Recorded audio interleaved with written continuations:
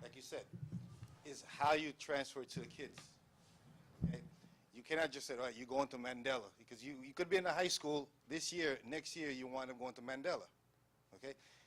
Why are you going to Mandela is the question. Okay? That's what we have to try to get down to the kids. Well, I think the superintendent just said it very well.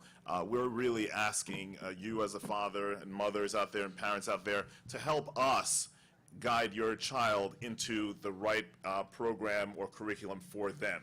You know them better than we do, right? So we're asking, we're reaching out and asking you guys to help us, join us to make their time in school just a good time for them, because kids should enjoy school as well, right? So it shouldn't be a place where you go and you feel kind of like, oh, okay, I gotta go, but they should enjoy it as well. And so this is an opportunity. And regarding the name, you know what? You could call it the Rainbow School, and then once people start to see that, hey, it's a particular cadre of kids who go there, then it's like, oh, the Rainbow School, that's a bad name. So don't put too much in the name.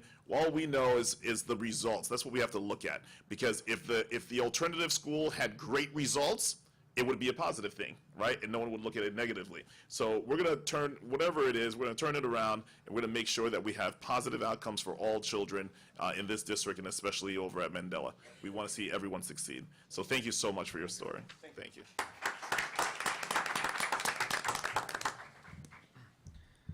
Chanel Bacon. Isaiah Younger.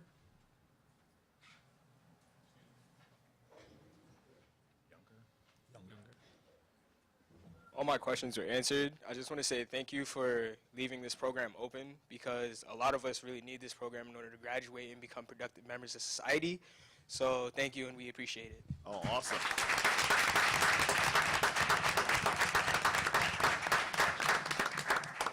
Great. Calvin Walters.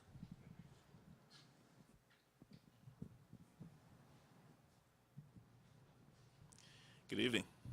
Welcome. Good evening.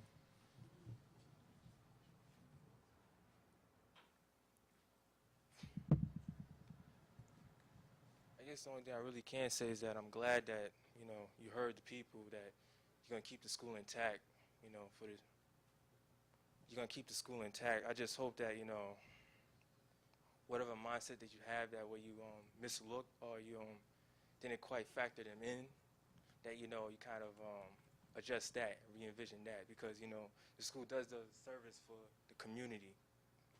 I'm a teaching assistant. I worked there at Mandela 2 years ago, and one thing I noticed from working throughout the district, that Mandela does a service, because also I graduated Mount Vernon High School in 2007. I had friends who went there, and my friends were labeled a certain way, but when they went to that school, they came out champions. So I'm glad that we see that, the school does a service, and that you don't neglect that ever. Thank you. Awesome.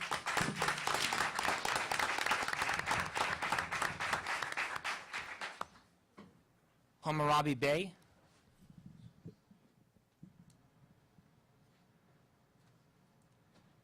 Tanya Bansi.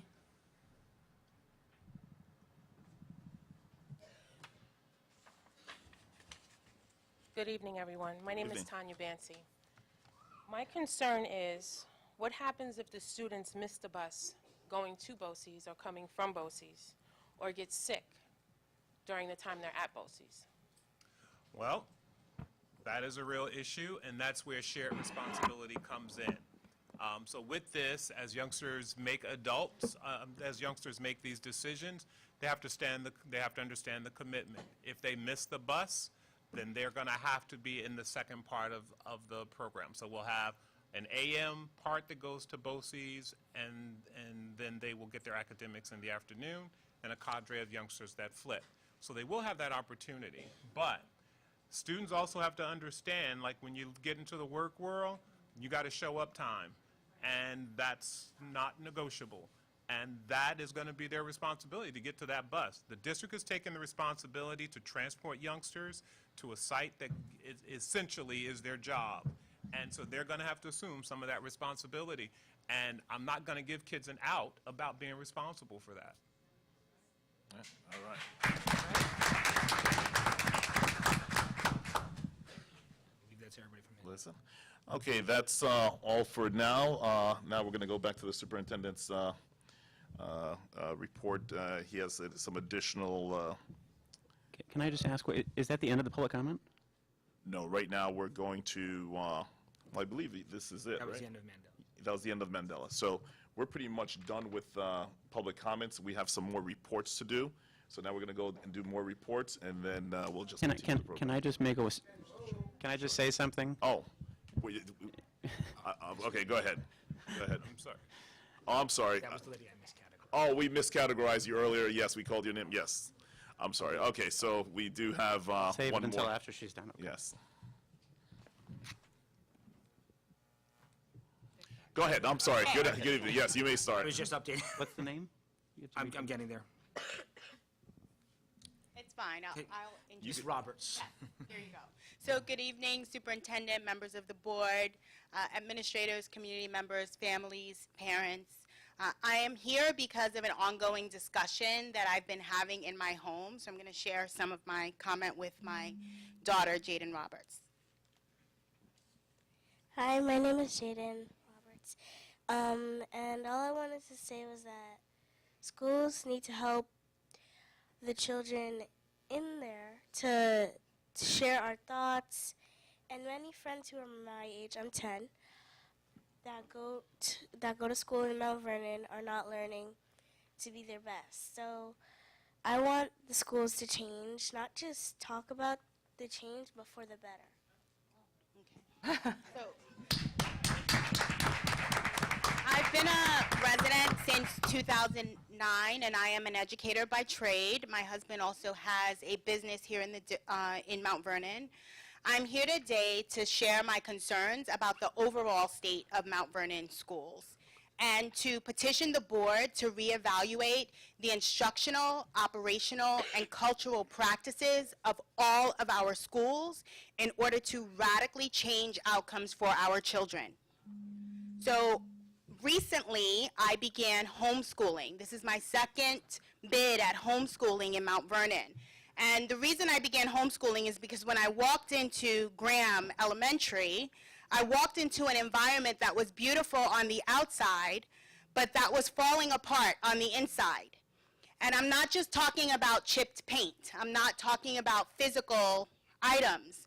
I'm talking about walking into a school where a child literally went stomping through the hallways yelling, "I hate this school."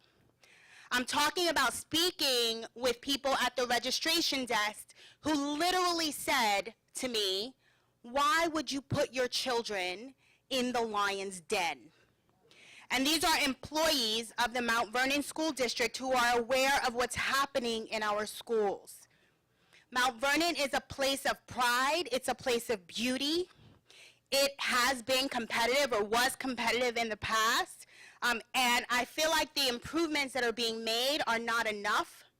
Our children are still underperforming.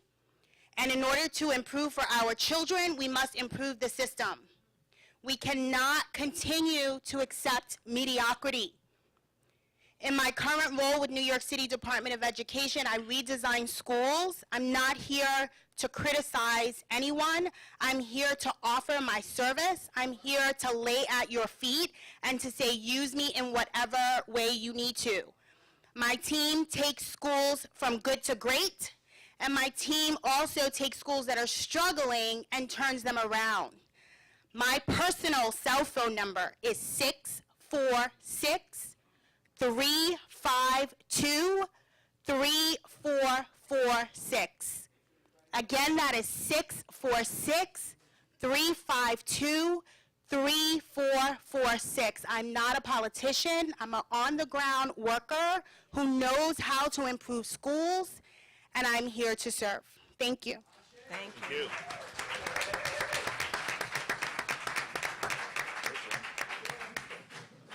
Mrs. Roberts, thank you very much for your comments. Well, don't leave the mic yet. Thank you very much for your comments. And you are absolutely right. We know we have significant work to do. But Mount Vernon did not fall into this state overnight. It has been a pattern of under-education and misplaced priorities for years, and we recognize that. We have created, and I don't know if you had an opportunity to visit the 2020 vision, but that 2020 vision is a multi-year vision designed specifically to address the needs not just of the facilities, but to also make sure that what happens outside our buildings with the powder and paint also impacts what happens inside the classroom with instructional rigor. We've also developed a process that we make sure that when we decide to marry teachers and professionals through the process called tenure, that they have indeed earned it. And when they have not, we are assisting them through the dehiring process. So I ask for your patience and your tolerance, because if we could fix it overnight, trust me, we would have done that. So I appreciate your services, and I will tap you for resources. We don't have it all. I've got a dynamic team who is committed to changing Mount Vernon, and I had the luxury of being to handpick people who serve at the cabinet level. And in so doing, I have been able to match people's expertise with areas of needs in our district, and in so doing, we have made some great strides in the last 2.5 years. And if you are interested in being a partner with us, I'm going to hold you to it. Absolutely. You're very welcome.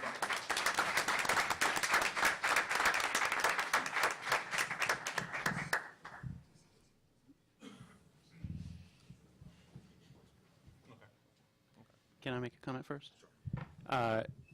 Your phone number's on videotape, just so you know. We do videotape all the meetings. Anyone can access it in the public. Everyone in the world can now have your private phone number. I just wanted to say thank you so much, especially to the students of Mandela for coming out